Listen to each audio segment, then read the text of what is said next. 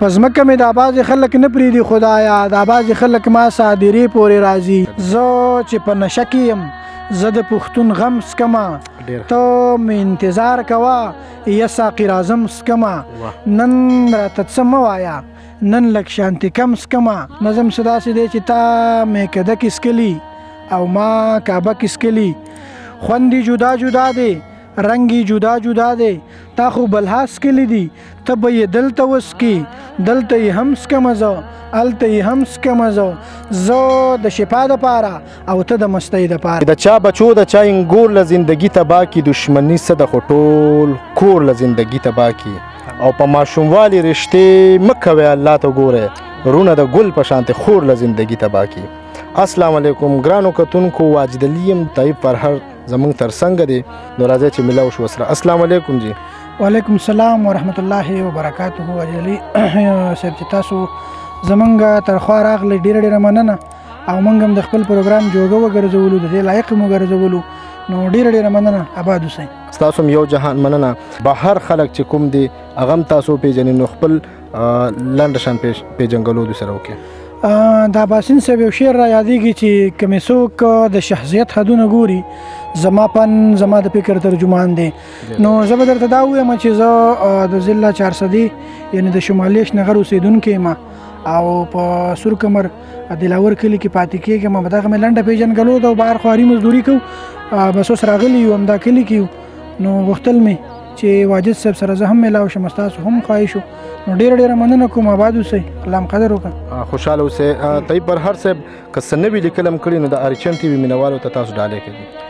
د ټولو نه مخکې به درته زه وړوکې غوندې نظم ووایم، ځکه چې خلک دوه شعرونه وایي، خو زه به دغه بدل کړم. زه به درته ووایم، زه به درته ورکوټې غوندې نظم ووایم.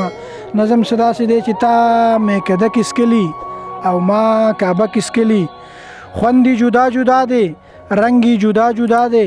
تا خو بلها څکلي دي، ته به یې دلته وڅکي، دلته یې هم څکمه زه، هلته یې هم څکمه زه. زه د شفا دپاره او ته د مستۍ دپاره، زه د شفا دپاره ته د مستۍ دپاره، د پرهر جام د زمزم او ستا دا ټولې میکدې راټولي. ډېر ښه دی جي، ډېر زبردست، ډېر خوند یې وکړه. طیب فرهر صاحب په خپله خوښه باندې په خپله خوښه به هم درته ووایم، خو یو وړوکې غونته کې د لنډ بخر والا یو غزل به درته بل ووایم چې کلي ته درځم سکمه، کلي ته درځم سکمه، ستا د لاسه سم سکمه. زه یې ځان له نه سکمه، ستا خوله د روړم سکمه، ستا خوله شراب شراب، ستا د خولې نم سکمه. زه چې په نشه کې یم زه د پښتون غم سکمه، ته مې انتظار کوه یا ساقي راځم سکمه. نن راته څه مه وایه، نن لږ شانتي کم سکمه، او ستا د خولې جوټه اوبه زه لکه د دم سکمه.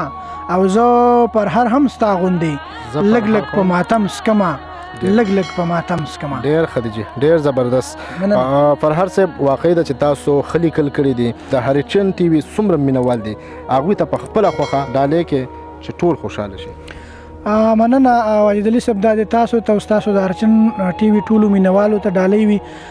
روماني غزل له بخښنه غواړم، وایي چې په مخ مې برغې اوښکې تر سینې پورې راځي، په مخ مې برغې اوښکې تر سینې پورې راځي، خیالونه د جانانه نیمې شپې پورې راځي. او زما د راتلو غږ چې کله واوري لیونیه، زما د راتلو غږ چې کله واوري لیونیه، نو خپې بلې خپې را منډې کړي کوڅې پورې راځي. او بل شعر دی پکې چې هغه دومره په ځان باندې مینه د توبه، هغه دومره په ځان باندې مینه د توبه، په ورځ کې شپږ اته ځل آینې پورې راځي. او په ځمکه مې دا بعضې خلک نه پرېږدي خدایه، په ځمکه مې دا بعضې خلک نه پرېږدي خدایه، دا بعضې خلک ما صادرې پورې راځي. او په چغو چغو جاړي او پر هر نارې کړي، په چغو چغو جاړي او پر هر نارې کړي، او اوس قبر ته تویب له لاسنیوي پورې راځي. ډېر ښه دی، ډېر زبردست، ډېر خوند یې وکړه. ډېره مهرباني طیب فرهر صاحب چې موږ ته ټایم راکړه. طیب فرهر صاحب آخره کې یو خپل پیغام تاسو ورکړئ. پیغام زما دا دی چې ژوند وکړئ او بل ژوند ته پرېږدئ. ژوند ډېر خوږ دی، ژوند په مینه باندې تېرېږي، نو مینه وکړئ، مینه ویشئ او مینه وکړئ. زما دغه پیغام دی. ډیره مهرباني، خوشاله اوسئ ملګرو. دا و طیب فرهر صاحب ان شاء الله تر بل پروګرامه پورې زه واجد علي تاسو نه اجازت غواړم. د لوی الله په امان.